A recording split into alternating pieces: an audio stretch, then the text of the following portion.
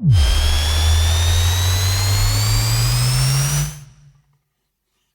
the gym and in the car, with our advice you could go far. We fuck things up and we make mistakes, and talk about our sexy dates. We host events and go to clubs, but most of all we're still in love. It's getting hard for this to rhyme, just as well 'cause it's bed hopping time. Hello and welcome to the Bed Hoppers podcast. My name's Mr. H. I'm Mrs. H. So I want to point out in this particular episode, Mrs. H is not feeling well. I've got bubonic plague, bat flu. Well, it's lady flu, I guess. I don't know. Cold. It's a been cough. horrible wherever it is. It's been going on for long enough and it needs to go away. It's actually only been going on for a week. I know. But it feels like a lot longer. Like, yoink, Scoob. Stop. Hey, homie. I could make a real fortune out of sex lines. Could you? Now, Maybe. Well, the thing is, right, you're trying not to cough.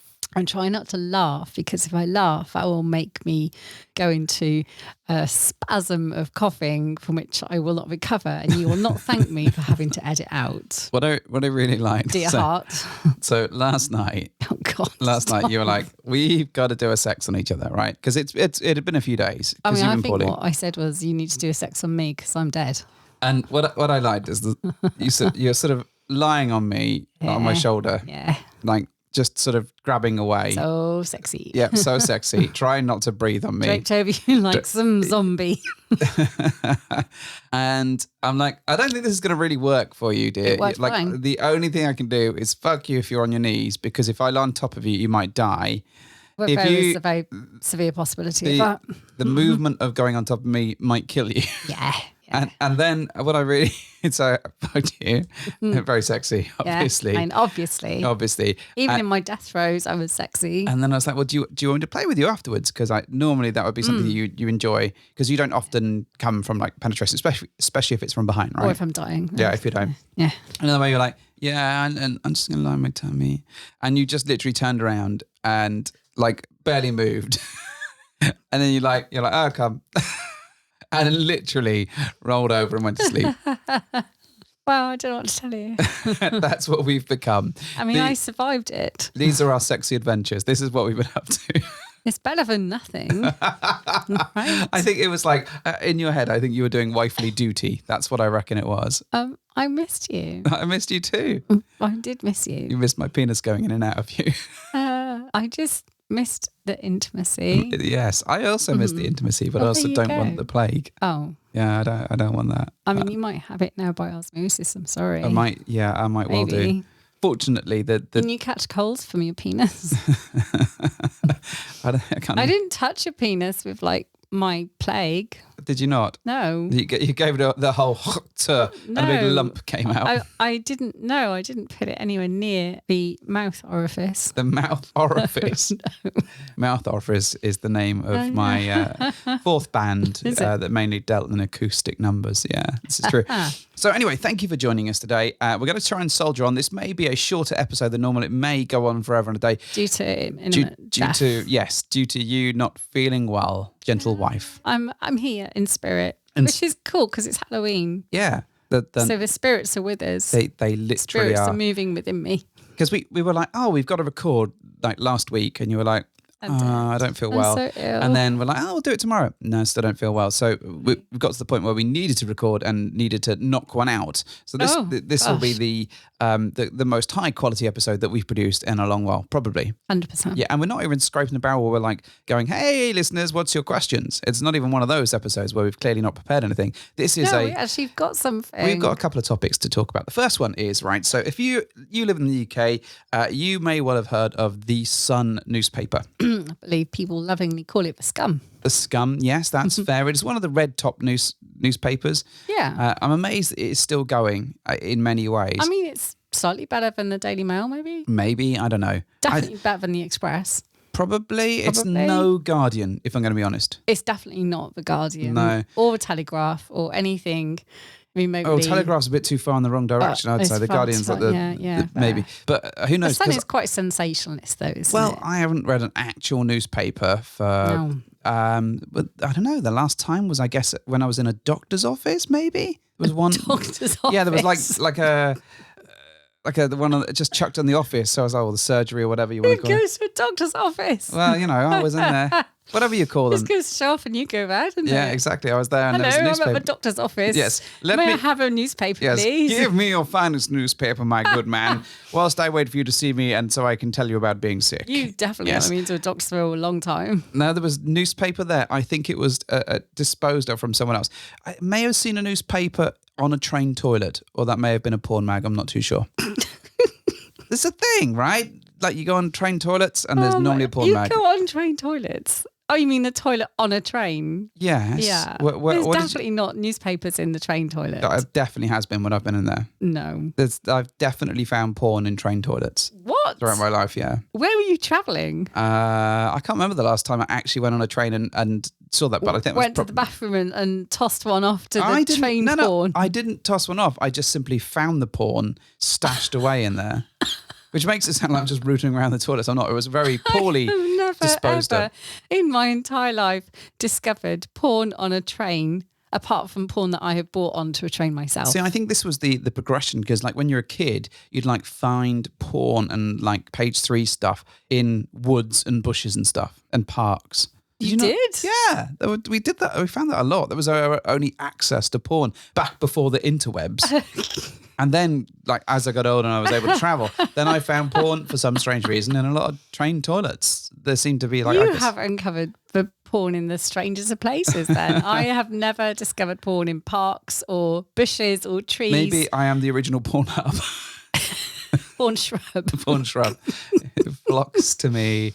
It's called like Snow White. I stand there out in the middle of the field and go, And a copy of Razzle Wings. It's yeah. way to you on the wings of a dove. No, just it flies like flies to like a you. folded airplane. It floats. Like the Daily Prophet or something in Something, Harry Potter. Maybe, I don't know, but anyways, yes, the Sun. Let us go back to Let's go back to the Sun. To the Sun. So they ran a recent article on Gran Canaria and PDI, and basically saying that Gran Canaria was like a swingers paradise. Been spending most our lives living in a swingers And as we know, paradise. PDI is a public displays of indecency.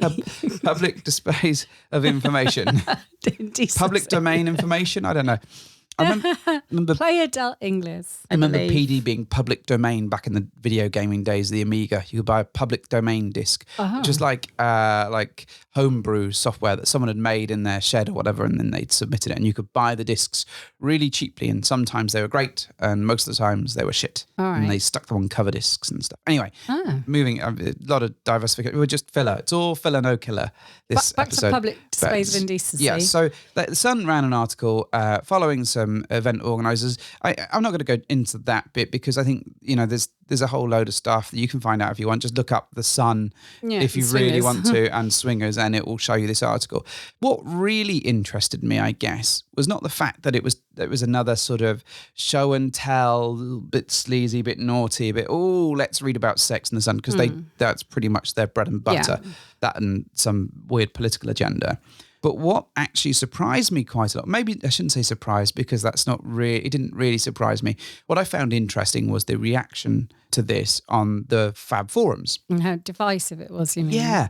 So, I guess for a lot of the... the apps and sites out there, Fab is one of the main ones that has forums where people can go on and complain. Reddit also is a place where people do much the same and probably complain about us continuously right as we speak. But I didn't see anything on Reddit, but then I'm not on Reddit all the time. But I'm scared about it. I don't understand. But a number of our sort of community members pointed out this article and the reactions on Fab. And it was quite fascinating because it seemed to fall into a number of camps. Holiday camps, probably. That was a terrible one, and I shall promise to do better throughout the course of this. And the reason is, I'm going to be doing a lot of talking to fill in for someone who... I can talk. It's just preceded and prefaced with coughs and splutters and all that stuff. Have you got coughing and splutters aplenty? So sorry. No, you're not. You're not sorry at all. Anyways, so we were having a look at the forums and stuff, and people were separating into a number of camps. And I think, firstly, there was a lot of pushback about the fact that people were that the Sun had gone to Gran Canaria and called it this hive and hub of not scum and villainy, but that might as well be from the Sun's eyes, of swingers. And people felt, or a number of people felt, that as a result, they could no longer return to Gran Canaria for their sexy, swingery holidays because their family would instantly know That's what they're going for. that's what they're going for. They've Now, been sprung. yeah, but I can't help but feel that the vast majority of people that go to Gran Canaria Yeah. aren't going for the swinging. They're just normal people going there for a They are holiday just going there on holiday. because it's sunny and hot, and presumably there's beaches and pools and hotels and shit. Yeah, you don't and just go activities. there for the swinging, although there is a large swing community there. Yeah. So and we've not been, and it's been on our sort of list of things that we should really try and explore and have a look at and have a good nose at. And it'd be great. I'd like to go with a few friends, possibly people that know the area, but I don't really mind. I want to check it out, and it's always been on our radar, certainly for a long time. But people were really, really concerned that this expose, and it had various pictures of stuff, and I think the important bits were blurred out, but you'll have to see the article for yourself and judge your own thoughts on that. But they were really worried that this had sort of outed them in this sort of elongated way, in this very sort of roundabout sort of, oh, it's the capital of it, therefore anyone that goes there might question whether you're swingers. And I kind of take a little bit, I don't really believe this as an approach. And I think, but then we come from generally a place that we're very fortunate and that we're able to be out. And our work have supported us with this, and we're able to be out to our families, out to our communities. We can talk about it live. We've been on television. We do a podcast, obviously. We've been on YouTube. We have chosen to be public and out. And part of the reason as to why we do that is to try and normalize this. So for me, I think, this is, in a way, the article isn't, okay, it's written by the Sun, all right? So there's always going to be some salaciousness and some seediness that comes with it and some titillation that's designed to sell newspapers. They've got to sell newspapers because fuck knows no one's buying them anymore. Apparently they find them on trains, though. Yeah, they find them in the back seats of trains and whatnot. But at the same point, this is an article on swinging and it's out in the mainstream media. So I don't think that's quite so bad. I think, this part of the process to normalize things is to be out there and to be visible, which is what we try and do. Yeah. So you mean by giving this subject some mainstream exposure, the hope is that some people will read it and go, oh my God, that's shocking. But the majority of people might read it and go, yeah, I know about this, or some people, I know someone who does this, and so what? I think some people will be like, oh my God, that's the world's worst thing in the world. I hate it. People will do about anything, won't they? They will do, but particularly when it involves sex and taboo subjects and all this kind of stuff. So I think there's always going to be a bunch of people that are going to be like, right? Yeah. Just because that's life and because religion exists and all this other stuff and morals, maybe not so much morals, but the way people are brought up, they're going to have prejudices that they're going to throw against it. But for some people, they'll be like, oh, that sounds fun. How do I get involved in that? And for others, it's like, it's a story and it passes them by. I think I really struggle with this concept, though, that it's outing everybody that goes there, because I am sure, I have not done any research, but I'm sure millions of people go to Gran Canaria every single year. And I'm very sure that just because there was a single article in the Sun, not everyone will have seen it, and not everyone is going to put 2 and 2 together and actually get 4. I also think that whenever you partake in this lifestyle, there is an inherent risk that people will discover it. Right. So you have to you can take as much precaution as you want. Yeah. But you have to recognize that by being in it, you could be discovered. Yeah. Just in the same way, there's the same risk that your partner might fall in love with someone. Now, how big that risk is down to the way that you approach it and the measures that you build in to protect yourself. But for the vast majority of people, is it gonna impact them? What do you think? So, I did read the article, not in any great detail because, frankly, I just couldn't read it and be like, take all of it in. But if I'm being really honest, in terms of pieces of journalism, it wasn't a terrible one. I've read a lot worse. Yeah, we've probably been in worse, to be fair. And sure, the main, slant of all these pieces of journalism is because they want to incite the masses and make it and sex it up and make it into something worth reading, right?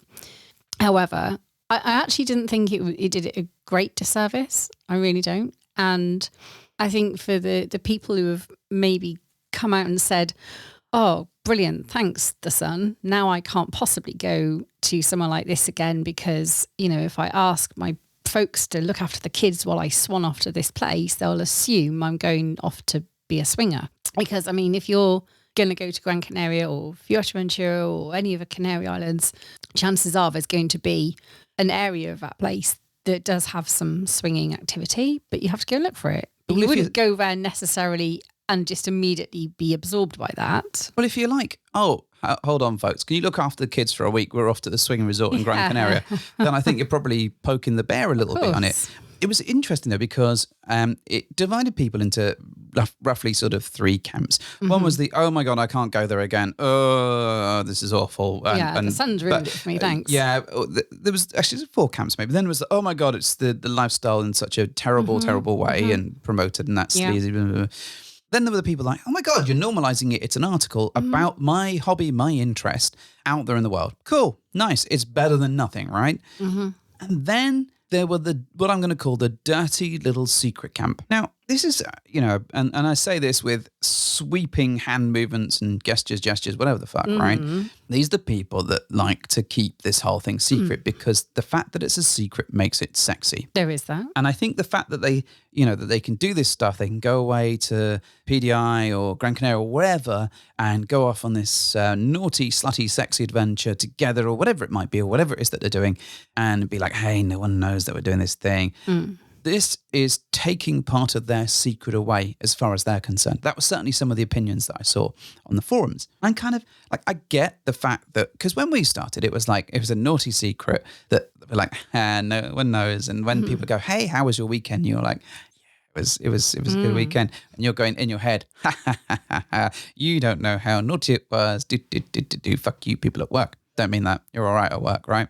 But that was our sort of approach. It was, yeah. But that didn't last very long. And I think the deeper we went into the lifestyle, the more we wanted to share it with other people. Not literally, but the more we wanted to talk about it and normalize it. And not lie. And actually, as our relationships grew with other people and as we made great connections and as things got really good, then the more we wanted to talk about it, the more we wanted to share it. And hence why the podcast was born, or one of the reasons why the podcast was born, hence why we did the TV show stuff, because we wanted to help those people along on the journey, right? But also it's nice to, if you have good friends, wouldn't you want to at some point come clean and trust them with something that actually means quite a lot to you and your other half and what you choose to do? And I think part of this around it being a dirty little secret is that, like any secret, there's always a risk of it coming out. So I really understand that people get a kick out of that process. But actually, there is still an inherent risk in a number of ways that people are going to find out and you're going to run into someone that you know or someone's going to let something slip or the kids are going to check your email or whatever it might be. And then your dirty little secret becomes a shameful little secret and then it becomes a whole lot more problematic. But then I think one of the things we've preferred to approach this thing with is a lot more honesty and openness. And I know it's preachy as fuck. I get it, right? But for us, part of the joy has been in talking about this and sharing our experiences with other people or sharing the good things that we've learned. Some of that, they could just be sex tips that we've passed on to friends. It could be just normal conversations. It could be healthy relationship tips about how we communicate, all this kind of good stuff. Well, I think by having, the conversations that we do and trying to normalize what we do, we do that because we want to represent a large community of people that we've grown to know and, be friends with, sometimes more. But I think it genuinely does become a more palatable topic in with people you know if you have that level of honesty and you strip back all those kind of lies and you sort of just come clean about things. Yeah. So it does make the topic a little more palatable, but it's not shrouded in kind of shameful secrets and things. And I think, and I think about people, getting objectionable with the pieces of journalism that appear about swinging. I often wonder, what would you like to see instead? How do you think it should best represent what people do? Well, some people, according to the forums and stuff, don't want anything to be Don't want published. anything, no. Which now, and this is where it really becomes problematic for me. Because if you don't have anything, then the people that are persecuted for taking steps into this lifestyle, they have no support. They have no means of helping people understand what they do and showing that it isn't a harmful thing. And we know people that have, lost their kids, but have had the kids' access revoked, or people have lost jobs about this. And the stories, you don't have to look very far to see that people have really struggled and they've been judged unfairly. And awful stuff has happened to them. Businesses that have been lifestyle adjacent or lifestyle supportive have had banks step away from supporting the processing of their payments. Just stupid stuff like that. So they're not associated with the filthy topic and label, I suppose, of that. And for me, I think the important bit for me is to stand up to that nonsense, and that's one of the reasons why I really want to normalise it. It's not just to share all of the good stuff, but to help the people that have gone through a really difficult time with this, and to show them, no, they're not alone, and to help them connect with each other. Because, so many lives have been really badly impacted by just being involved in this lifestyle. Not from the experience in the lifestyle itself necessarily, but I think from the judgment of others, from the loss of jobs, the kids, all that sort of stuff. It's been really, really horrific. And friends of ours have been through all sorts of shit for this. And just because they choose to have an open relationship. Yeah. It's unorthodox compared to their own values. Yeah, and that's just nuts. That's just insane, and I can't be abiding by that. So for that reason, I want to stand up. I want to normalise this. I want people to understand. I think articles like that help. TV shows, even if the TV show isn't great and it's mostly showcasing the bad stuff of it, it's still getting it into the consciousness of the nation or the world, and people will start to understand it. And of course, the more media and the more TV shows, the more podcasts, the more radio, whatever it is there is out there, the more exposure people have and the more accepting they become. And the more we understand it, hopefully. Yeah, that's the thing. I mean, like if you look, and you can't really compare it to the LGBTQ plus movement. It's unfair to do so, because you could argue that we choose to be non-monogamous, whereas many of those things aren't a choosing; they are the way that you're born. But identity, aren't they? Your identity. So I think the direct comparison is unfair. But if you look at the way that things have moved with the LGBTQ plus community in the last 50, 60 years, it's massive leaps and bounds with rights and protection. It's like one of the protected characteristics, all this good stuff. But that's taken years and years and years to get them into that space. And indeed, many parts of those communities, like trans, for example, are still struggling today to get those things recognised. Now, all we're talking about is having sex with someone else's partner, effectively. With permission. With permission, yeah. So, and we've got a long way to go, I think, before we get into the space where this is a recognised thing. I think polyamory is starting to become much more of that space. But I think the rest of ethical non-monogamy has got a long way to go. So anyway, that was it's been buzzing around in my head because I saw it the other day, and it struck me. It was interesting, and I didn't agree with a large chunk of the forums. I want to stand up. I want to be counted. I want to make a difference for the people that have had difficult times. And I think, to me, I wanted to get that off my chest, much like you're trying to cough lots of stuff off your chest at the moment. Failing miserably. Trying my patience with the cough, yes. I really am. Yes. And it was quite funny because I was It's not funny. Well, I was chatting to one of the guys on a video game this evening. So I was playing a bit of Fortnite, as one does. And he said to me, "You know what I really hate?" I was like, "What, dude?" He's like, "Coughing. I really fucking hate coughing." I completely agree. I concur 100%. I'm also not a fan. I was not enjoying it at all. Yeah, I was like, welcome to my world. I don't like hearing coughing, and I don't like coughing myself. No, I know you don't. It's like hiccups. You hate exactly hiccups. It's in the same camp as hiccups. Campus hiccups. All right, okay. So Hateful. Very painful. So the other thing that I wanted to talk a little bit about was I had a bit of an issue recently. I thought it was about time to talk about it on the show. Now, it's not often. In fact, in my lifestyle career, I guess, if you want to call it that, my parade of stuff, I've not really had a man down issue. Man down issue, right? I'm since I've known you, I don't think, I don't think it's ever in the 24 years I've known you, has it ever gone down? I mean, obviously it's gone down at some point. Well, Mr. Wade is a 24-year erection. yeah, that would be, that would explain a Guinness lot. Book of Records. You've never ever, even when you've been blind drunk, it's worked. Oh yeah, and especially when I'm blind drunk for some reason. Yeah, I think, it could go off at a moment's notice whenever it likes, but it's always I've always been able to pretty much get it up, stay up, and get to the end of whatever finishing line that I've needed to have, and then get to the end of the finishing line again, and then sometimes again, and then sometimes again, depending on how it's going. Not to boast, but that's my recovery period has always been pretty good. Even as I've got older, it's still been relatively good. And I thought, well, actually, it's. I've always known that out there in the world there's been an opportunity for it to go wrong and for me to experience that moment. And recently I had that moment. And it's interesting because it wasn't so much a physical thing. It was really a psychological thing. And so I'll explain a little bit about it and just wanted to put it out there really because I think it's really important to talk about this, that this stuff happens, that we all have our challenges.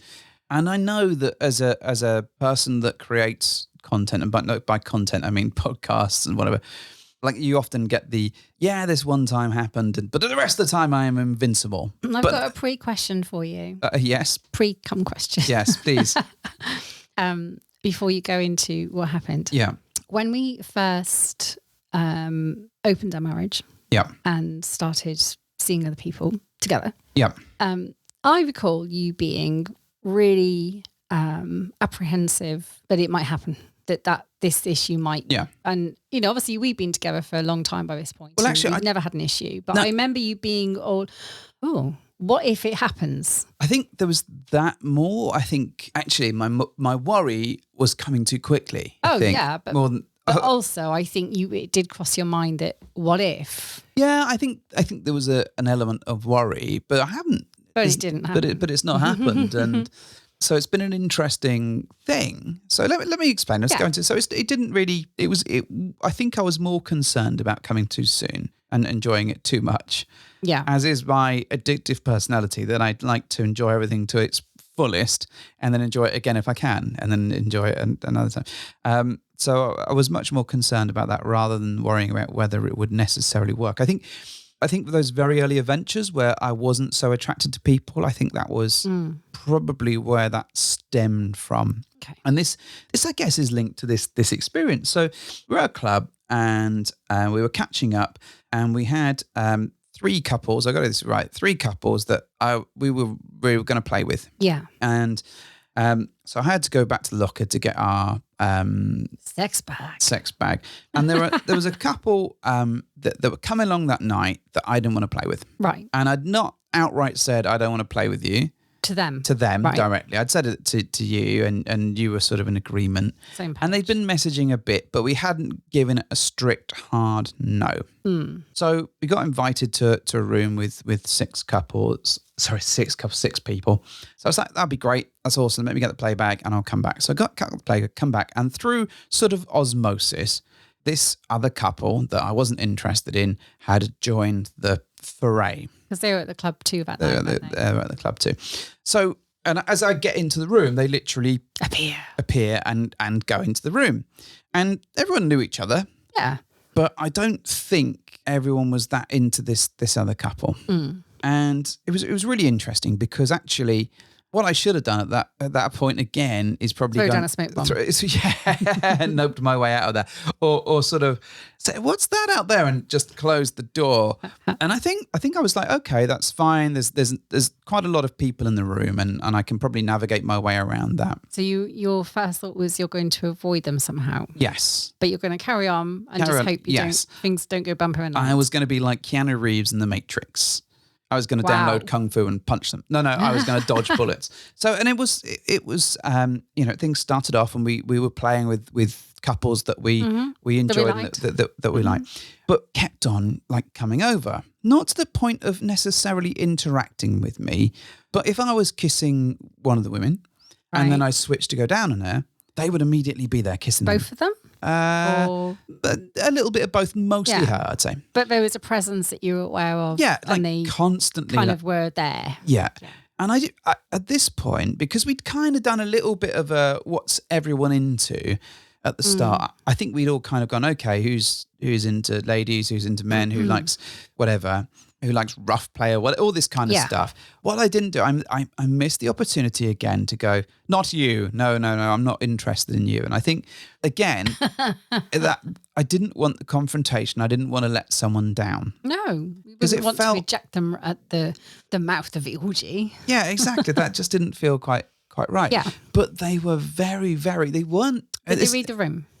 Do you know, I don't know. I couldn't honestly say yes or no other way because it felt like they were constantly around me. Right. And whilst they weren't necessarily doing anything to me or with me, they were like really, really present in everything that was going on. So like I said, I was kissing this lady, lovely lady. I was like, this is really sexy. I'm really enjoying this adventure. Then I'd go down on her and then like someone would immediately appear like occupying that space. And it felt like they were just almost like they were trying to get into that space and engage with me. And you were trying to be... And I was trying to... enjoy some kind of one-on-one time. Yeah. But within an orgy situation. So, and this delightful woman was like, at one point was going down on me and I was really hard and it was all very sexy and I really enjoyed it. And then I'd like open my eyes and like almost like looming over me was the presence of one of these two. So, and almost every time I did that, I was like, oh my God, I'm going to have the conversation of no thank you in the middle of it. And I'd start losing my erection. Because you were so focused on they were there. Yeah. On them being around. There. Yeah. And I think, it was a really hot interaction with some of the other couples, but the threat of them doing something, even though they didn't, was enough to really like smash my game out. And I think one of the things I've like that, and I've talked about this a little bit before, like a little while ago, like a couple of years ago, we had a play experience that really impacted me. And it was one of those experiences where I sort of chucked in. I was like, I was sat on the fence about an experience. And I went, you know what? That's fine. I can enjoy this. It'll be okay. I'm sure if I like get in the mood, I'll be in the mood and I'll be fine. But the experience was like just so bad and just really, really impacted me about the chucking in and being on the fence and diving in and making the most of it. To the point where that really impacted and influenced my approach around, like Spicy Island, right? Going around Spicy Island, I was kind of very much of this, I don't want to play with people that I don't want to play with. Because you remember how that felt. I remember how that felt. And having that free-spirited, it's fine, it's just a kiss, it's just a whatever.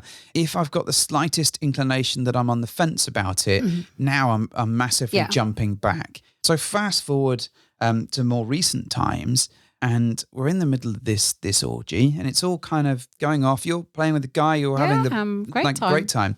And I did see where you were, and I am always cognizant of UK, and you seem to be busy. So I thought, oh, cool. Yeah. Well, I mean, at the point, you were busy.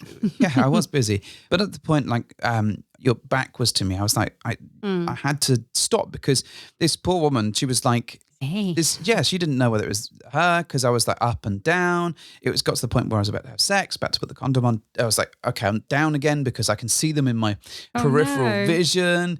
And it was just this really tricky situation. And I think I'm so cognizant of how I felt about that really bad meet and how it didn't sit well with me psychologically that I just couldn't. I was like, I'm really struggling to do this. So you didn't feel like you could say to the couple, do you mind if you give me a bit of space so I can just lady? I was so worried about the confrontation in the midst of everything. I'd have been able to say no. Yeah. But the fact that they were there and omnipresent around it and didn't seem to take the hint.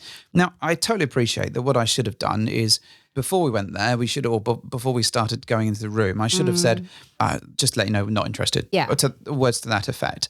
I should have at the start of the room said, I'm sorry, yeah, I have no interest in you two folks. And that would have probably been enough to set my mind at ease. But because I didn't do that, I just didn't want to stop the flow of things going on as they were. But I really, really struggled not to. And to be fair, the woman I was playing with was doing a fantastic job.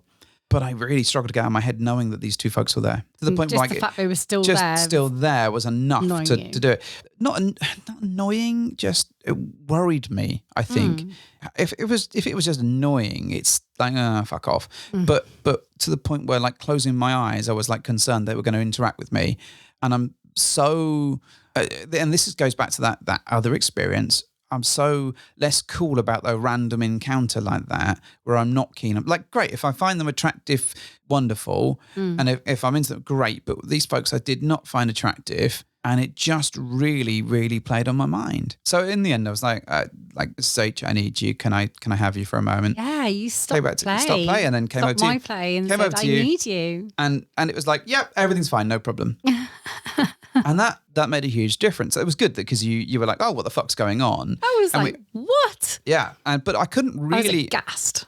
You might have been aghast, but I couldn't really explain what was going on in the middle. It was in the middle I'd be of like, stuff. oh, I'm sorry, wife. I just need you to have some sexy times with me because those people over there are really distracting and they're fucking horrible and I don't like them. But what's interesting though, for the woman you were playing with who was hot and you were enjoying was making you having a physical positive reaction on you. Absolutely. But you couldn't kind of look past the people that you didn't want to be with. But when you came over to me, how was that different? Well, is it because you know me and it's like you are my safe space. But also, I think as we did that, then the sort of group dispersed a little bit. I got you. And some people went and played with that couple, but pretty much everyone else kind of segregated a bit and did their own thing. So for me, it was like, okay, well, they're not involved with me. Right. They're nowhere near me. I'm with my wife, who I love and adore and I find very sexy all the time anyway. So it was like a real easy psychological win. And as soon as I was with you, I was like, bing, hard as a rock. Fine, let's fuck. That's great. But it was such a weird experience. And I can really connect the two things between this experience of a couple of years ago where I was like, oh yeah, it'll be fine. I'll just chuck in. And it was just that awful. And do you know what? I really berated myself for that experience, that one a couple of years ago. I really felt like I'd let myself down, have it like going along with it when I was on the fence. And as a result, I struggle sometimes to just go, yeah, that's fine. Like I'll be cool with whatever's happening. Like I love chaos within a set of boundaries. That's where I'm happiest. But within this, there was the rules had changed effectively. So by the time I got back to the playroom and we shut that door, I was like, well, actually, this is not a good space for me now. This has become an unsafe space. Unsafe space, and it really did have a difference. Now, I remember speaking to some friends about this afterwards. And like, you all right? We'd have thought you'd have been maybe a bit more upset, and actually, it's interesting because I can place the lineage of where it comes from. I know what the problem was, and that's not been a problem since. No, I'm not particularly concerned. What it has taught me, though, is I need to be much more honest about how I feel about people and whether I want to engage with them or not in that way, particularly as if we're going into a sexy environment. Now, the trick is, though, I suppose, is that we're in that space so little ourselves because we don't really go to clubs by ourselves. We don't really go to, well, in fact, we don't really go to clubs with other people massively. No. It tends to be when we're hosting, and that's a very different hat to wear, quite literally a hat sometimes. So it's a weird one because I feel like I do need to sort of brush up on those skills and kind of how to navigate that situation because it feels like a rookie mistake. Like it feels like a real, like, you should be able to say no. But my fear of causing a scene was... And that was what was underpinning it then? You didn't want to upset the vibe in the room for everyone else? I didn't want to upset the vibe. I didn't want to upset... as much as they're not for me, I didn't want to upset them. No, of course not. I didn't want to sort of jump into something like I didn't want to go, oh, go on then, you can. No. Because that would have. That's not right either. Isn't right either. So I had this real sort of, and that dilemma, and that took up a large chunk of my mental capacity. Now, you might think, gentle listener, that doesn't really affect your penis massively. But for me, it did. And I really struggle with that concept. How did you deal with things in the moment with the woman in question? Did you acknowledge that it wasn't working as it? Yeah, there was a bit of acknowledgement. It was like, I'm going to go back to my wife now. It was like a kind of sort of, right. Because I felt that, I didn't want to offend her. I didn't want to leave her hanging. And certainly I was paying her lots of other attention and doing all the right and good things in this situation. But I was like, well, I want to give her a really fun, nice experience. And, subsequently we've played with them and that's been fine. It's all been great. Yeah, her shout was, "It wasn't me, hurrah," which was nice and reassuring for both of us, I guess. But I didn't want to cause a massive scene. I didn't want to put myself in a situation where I was going to feel worse. So it's been a real learning. But I also think, like, much of the time that when we play, we're normally, for us, we're with friends or in very, very small groups or situations where we've known the people for a bit or we're very comfortable. We're much less exposed to go into events, go into clubs, go into whatever, and being in a group environment where we have to navigate that dynamic. In fact, very rarely have we had to do that when it hasn't been one of our own things. Yeah. It's so rare, in fact, that I can count on like one hand the amount of times we've done that. I mean, do you necessarily want to visit that area so that we can be better at all about these interactions? I think there is something fun about going to like a thing and enjoying more of a group dynamic. There is definitely something there that I really like, but I just need to get over this sort of psychological hump over the whole thing. But then I am a weird collection of problems and psychological issues that, like any other person that exists in the world, we all have our foibles and things that don't quite work. We certainly do. I'm sorry I coughed. Why did you cough into your jumper? Did you think that was going to silence it? I did think it was going to be a silencer, and I turned my head away as well. That's not how life works. No, but these things in the moment, as we've just discussed, don't always make sense. No. When you actually execute the idea, but in your head, it's like, this is going to be a great idea. Yeah. Yes. This will totally work.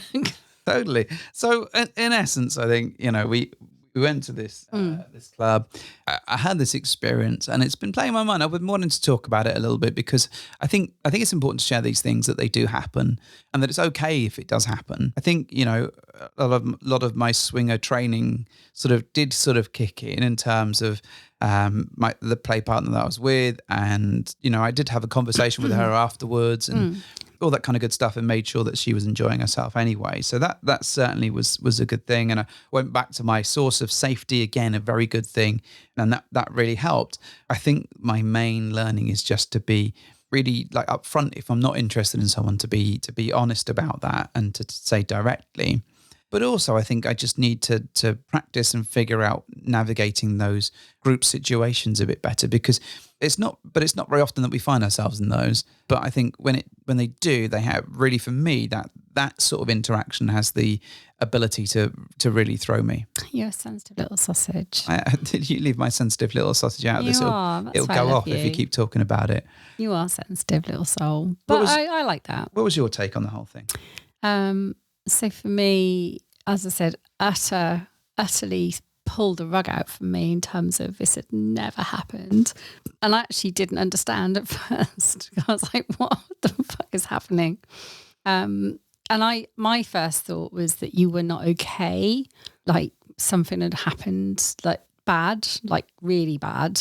Because I was like, and I thought, oh, do I need to extract him from this area? Like medically bad? Maybe, but I wasn't sure. I knew looking at your face, I was like, oh my God, what's happened? And then you were going, I need you.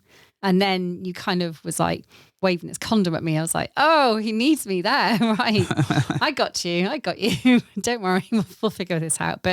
And then I was like, is this a sign that he just wants to leave the room? But no, because I think he'd probably give me another sign if, that was the case. And you were definitely like, are you going to help me out here with this? It's like, sure. We'll figure this out I think if I wanted to leave the room, I would have said I want to leave the room. But all these things ran through my head because because it never happened before, like even when you've passed out, it still freaking works, doesn't it? And strangely continues to do so, because I've been passed out enough times. Yeah. Which says a lot about me, I suppose. No, but you know what I mean? It was just completely like unbelievable to me. Like, oh my God, something's really happened. Also, I was very aware that I knew that you weren't keen on these particular people, and I wasn't either, but also it kind of didn't bother me because I'm fucking rude sometimes. I'm just like, and I think this is the difference between you and I. maybe that things like that don't seem to. They don't faze me as much. Oh, sometimes they have done, but I've kind of paved the way in advance. If I've known I'm going to be potentially interacting with someone I don't want to, I will absolutely put obstacles in the way of that happening because I'm so keen for it not to happen. Yeah, I think there is an I'll element find to help that. in advance that someone will shield me or help me out here. No, I get that. I think that the trick was in this situation, we didn't know that they were going to be in the room. No, we didn't. And I It think completely blindsided us. Had we known, I probably would have taken more steps in advance. But actually, I should have had that conversation with them in an honest way in the beginning. That probably would have solved many of these issues. Yeah, and I can recall vividly, like years ago, playing with somebody that I really, really wasn't enjoying playing with. Not in a horrible way, but just wasn't working for me. And I remember feeling so incredibly relieved when I was able to reconnect with you in that particular environment as well. I managed to find you and like play with you instead. And I was like, oh my God, this is amazing. This is what I needed. And I don't basically it really heightened how unpleasant the play experience I was having was. So I get what you're saying about the safety zone. Yeah. Well, we support each other constantly and we kind of know how each other work. So it makes a huge difference, I think. So, yeah. I think my main theory was, are you okay? Do I need to get you out of here? Do you need to extract me like Batman pulls that guy out? You didn't seem to want to leave. You just seemed to want to fix whatever it was that was going wrong. Yeah, I think, the thing was, I was so up and down with things anyway, because I was like, yay, enjoying it. Nice blowjob, nice sexy times, going to affect everyone. Oh my God, they're there. And it's like, fuck's sake. And then it's like, oh, this is fun. Oh my God, they're there. And it was just constant. And I just couldn't get the fact that they were there out of my head, which for me, normally I'm not that, even by my standards, I'm not that sensitive. But I think part of it was the unpreparedness of not knowing they were going to be in the room. Part of it was the worry. Yeah. And part of it was the worry about saying no and causing something of a scene.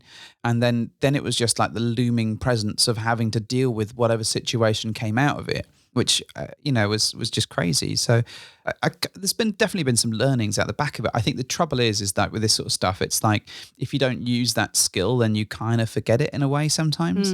And that's why I'm sort of like, well, it would be good to sort of go to some clubs and do some stuff and kind of interact a bit, but just keep those skills sharp. Yeah. But I'm sure it's not an experience I'm going to forget in a hurry by any stretch of the imagination. No, I think you'd be absolutely equipped to deal with it if it happened again because you'd know. Taser. I'm taking a taser with me everywhere. It's so much more effective. I don't have to talk to them. I can just tase them and away we go. Works perfectly. Perfect. Yeah.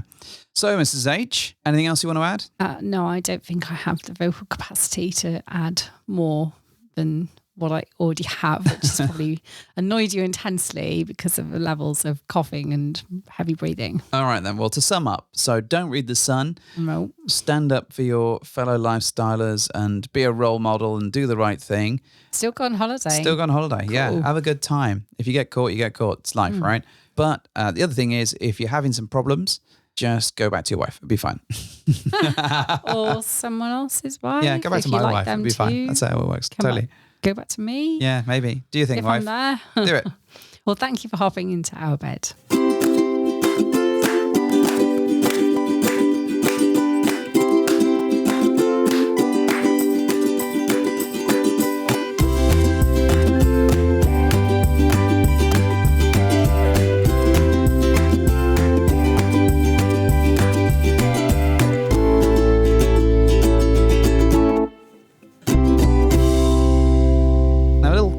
Mary has told me, Oh, yeah. like cough syrup, has told me that you have a joke that you would like to share with the listeners today, Mrs. H. Oh, fucking topical joke, actually, since you asked, Mr. H, which a delightful listener sent me. All right, do it.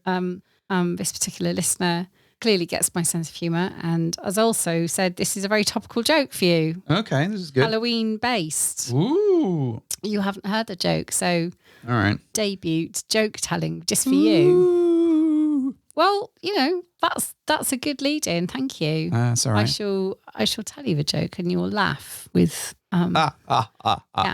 hilarity will prevail. All right.